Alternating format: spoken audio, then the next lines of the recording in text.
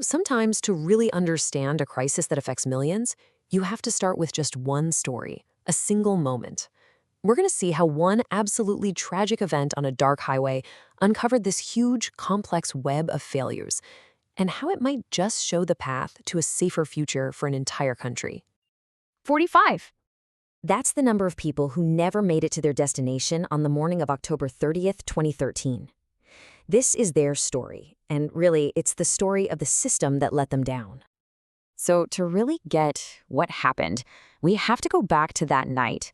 What started as just a routine overnight trip turned into a national tragedy in literally a matter of minutes. And it's just incredible how fast this all went down. Okay, so at 11 p.m., the bus leaves Bangalore with 49 people on board.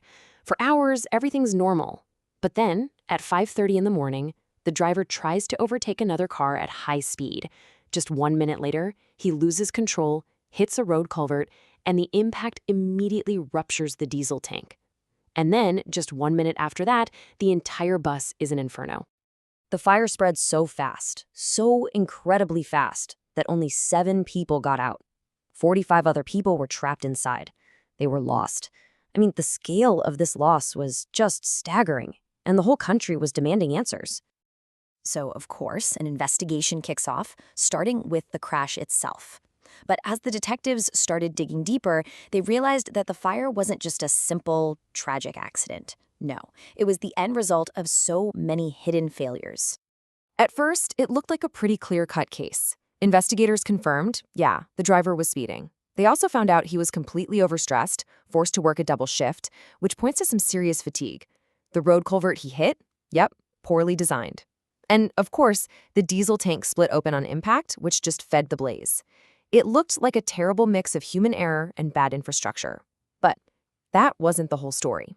Not even close. And then they found something in the wreckage that just blew the case wide open. Firecrackers, illegally stored in the luggage hold.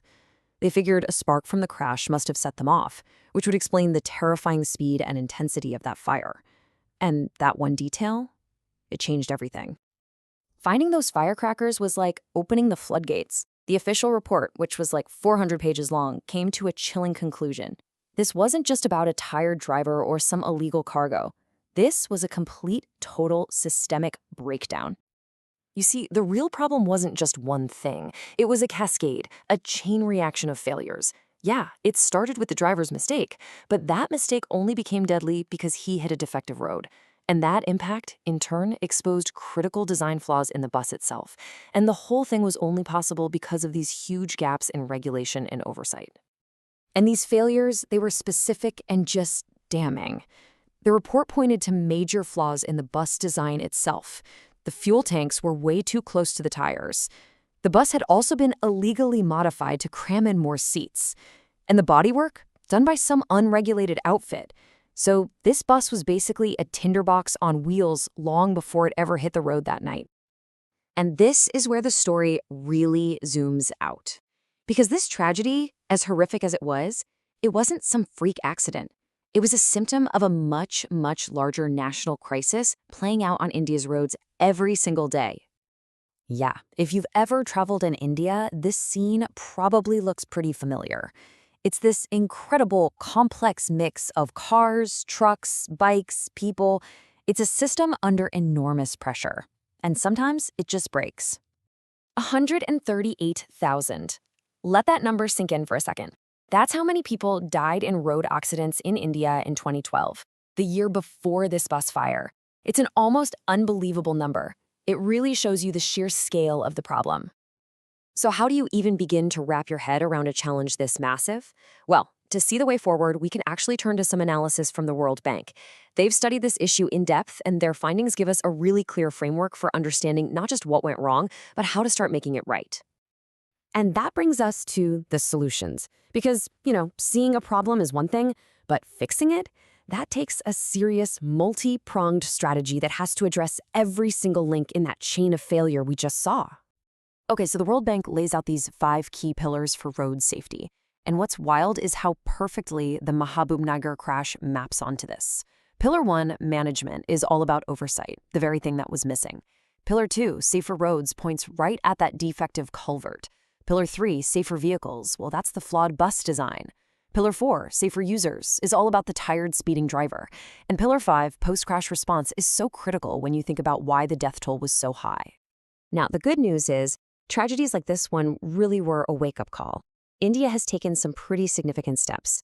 There's a new Motor Vehicle Amendment Act, which is huge. It actually holds road contractors responsible for bad design. New safety standards are being rolled out for vehicles. The government can now force a recall on defective vehicles. And there's much better data being collected across the country to try and prevent future crashes.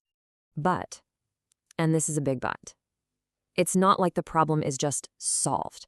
There are these deep-rooted issues that are still a huge problem. Seatbelt use is still incredibly low, especially in the back seats, and driver fatigue is a massive concern.